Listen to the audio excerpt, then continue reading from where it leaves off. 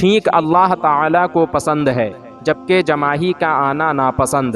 حدیث شریف میں ہے کہ جو شخص چھینک آنے پر الحمدللہ علی کل حال پڑھے گا تو وہ کان اور ڈاڑھ کے درد سے محفوظ رہے گا۔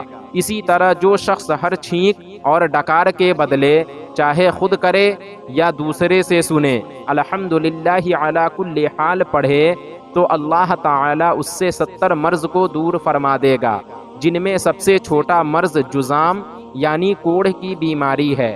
اگر کوئی شخص چھینکنے والے کے الحمدللہ کہنے سے پہلے الحمدللہ کہے تو اللہ تعالیٰ اسے کوکھ کی درد سے محفوظ فرما دے گا، وہ کوئی رنج اور مصیبت کو نہ دیکھے گا اس دنیا سے آخرت کی دنیا میں جانے تک۔ اگر کوئی شخص کوئی بات کہے اور چھینک آ جائے تو یہ چھینک کا آنا اس بات کے حق ہونے کی علامت ہے۔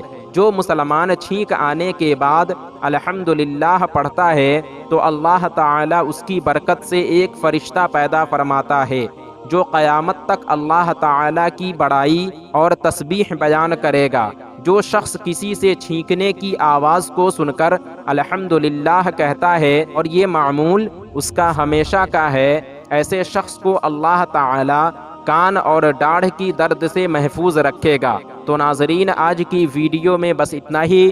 امید کرتا ہوں آپ کو ہماری یہ ویڈیو پسند آئی ہوگی۔